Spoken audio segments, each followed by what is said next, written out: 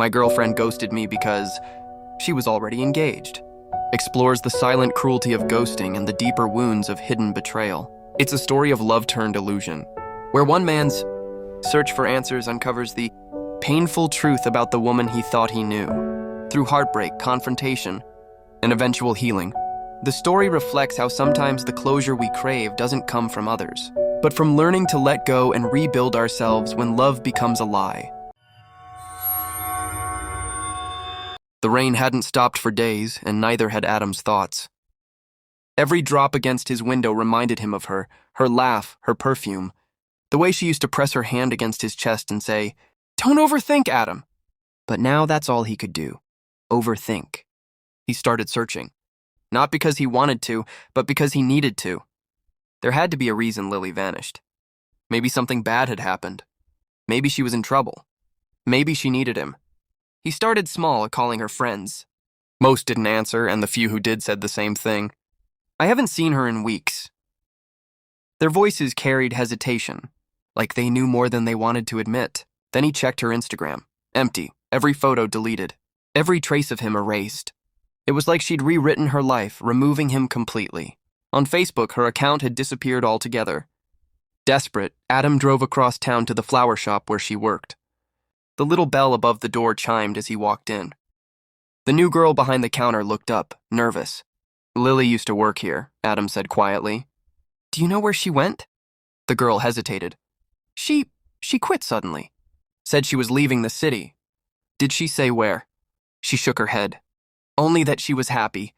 Happier than she's been in a long time." Those words hit harder than any goodbye. "Happy without me?" Adam left the shop with his chest tight, his hands trembling around the steering wheel. Days blurred together as he kept searching. Old photos, old messages, even her favorite coffee shop's CCTV cameras. But no trace of her. It was like chasing a ghost through his own memories. Then one evening, as he scrolled through a mutual friend's story, something caught his eye, a blurry photo from a party. At the corner of the image stood a woman in a red dress, her face half turned. But Adam would recognize her anywhere. Lily. His heart stopped. She was smiling, the same soft smile he'd fallen for. But there was something new. A sparkle on her left hand. A ring. He zoomed in, his breath catching in disbelief. It wasn't a promise ring. It was an engagement ring. The caption below the post read, "I congratulations to the happy couple. Love wins again." Adam's phone slipped from his hand as his world shattered into pieces. Lily hadn't been lost. She had been found and by someone else. Adam didn't sleep that night.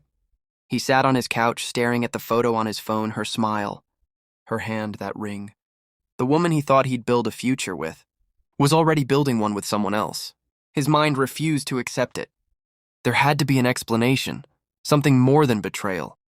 Maybe it was a misunderstanding. Maybe the photo was old. Maybe it wasn't even real. But deep down he knew. The truth was right there, shining on her hand. The next morning he went looking for answers. He started with the mutual friend who'd posted the photo. Clara. They weren't close, but she had always liked Lily. He messaged her first. No reply. Then he called.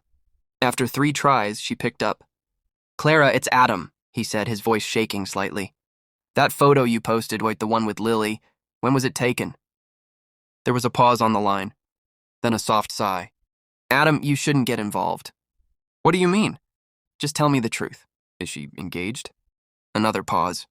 Then Clara whispered, "Yes, she got engaged last month." Adam froze. "Last month?" "She was still with me last month." "I know." Her voice cracked. "She didn't know how to tell you. It wasn't supposed to happen like that." The words hit like thunder. He felt the air leave his lungs. "Who is he, Clara?" Silence, then. "You don't want to know." "I need to know." Clara hesitated, then said quietly, "His name's Daniel Harper." Adam's heart sank. He knew that name. Daniel, Lily's family friend. The one her parents always adored. The one she used to roll her eyes about whenever they brought him up. Her parents had wanted her to marry him for years. Adam remembered her saying, "I'd never let them decide who I love." And yet here she was, engaged to the man they chose. He sat there, numb, as the truth unfolded in pieces he didn't want to see. Lily hadn't ghosted him because she stopped loving him. She ghosted him because she couldn't face telling him she was leaving. Not just the city, but the life they'd dreamed of together. Later that night, Adam drove past a grand hotel downtown, the one where the engagement party had been held. Through the glass, he could still see faint decorations, golden ribbons, white flowers, and there, on a discarded card by the door, he saw their names written in elegant script. Daniel Lilly, forever starts here. His hands trembled as he picked it up.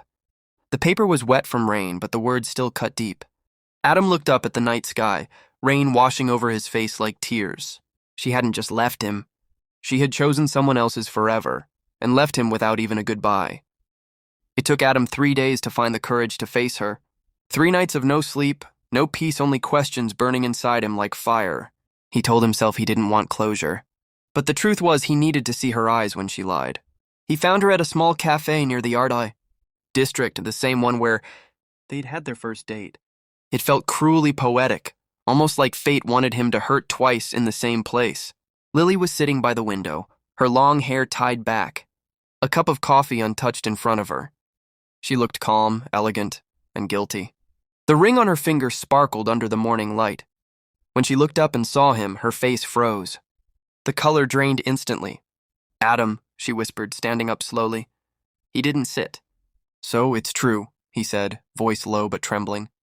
"You're engaged." She nodded slightly, eyes wet.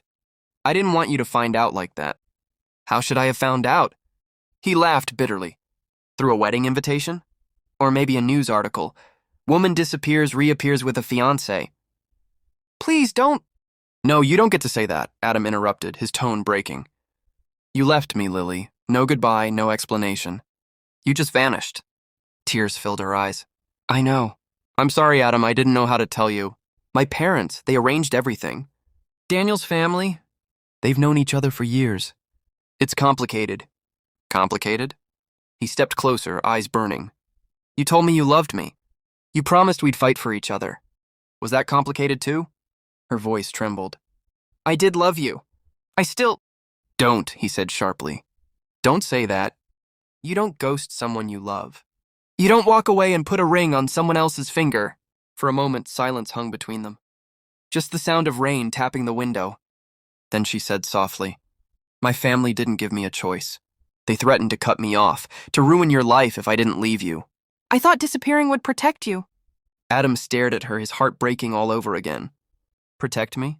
You destroyed me, Lily. I would have fought for you. We could have found a way." Tears rolled down her cheeks. "I thought it was the only way." He looked at her one last time, the woman he once loved. Now a stranger wearing another man's promise. "You didn't save me," he whispered. "You buried me." He turned to leave. "Adam, please!" she called after him, her voice cracking. But he didn't look back, because looking back meant falling again, and he'd already fallen far enough. As he walked out into the rain, the city lights blurred through his tears. Somewhere behind him, Lily stood frozen, her hand over her heart, the ring on her finger glinting like guilt. And for the first time, Adam finally understood what hurt the most. It wasn't that she left. It was that she made it look like love never existed. Weeks passed. Yet the memory of that morning still haunted Adam. The sound of her voice, the sight of the ring, the finality in her eyes.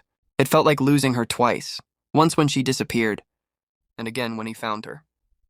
At first, every day was heavy. He'd wake up expecting a message that would never come. The smell of coffee reminded him of her favorite cafe. Every song carried a ghost of her laughter. The city felt smaller. Every street, a memory. Every face, a reminder. But slowly, something began to shift. He stopped checking his phone. He deleted the old photos. He blocked her number, not out of hate, but out of mercy, for himself. The silence that once tore him apart started to feel peaceful. It wasn't absence anymore. It was space. Adam began to rediscover himself. He went back to painting, something he'd stopped doing when life with Lily became too full of plans and promises. His art became his therapy. Every brushstroke was a release, every color a word he never got to say. One evening, he stood at the beach, watching the sunset dissolve into the sea. The wind carried the scent of salt and memory. But for the first time, it didn't hurt. He reached into his pocket and took out something small, the ring he'd once bought for her. He looked at it for a long moment, the way people look at something they've finally outgrown. Then he tossed it into the waves. The ring caught the last light of the sun before sinking beneath the water, disappearing just like she had. But this time he smiled, because this disappearance was his choice, his closure. He whispered into the wind, "Goodbye, Lily." As he turned to leave, a soft rain began to fall, gentle, cleansing, almost kind. The world didn't feel so broken anymore. Maybe love had betrayed him, but it had also taught him something far greater: that healing isn't forgetting. It's forgiving, and moving forward without needing answers. Adam walked away from the shore, his steps steady, his heart lighter than it had been in months. Somewhere, deep inside, he knew this wasn't the end of his story. It was just the beginning of a new one.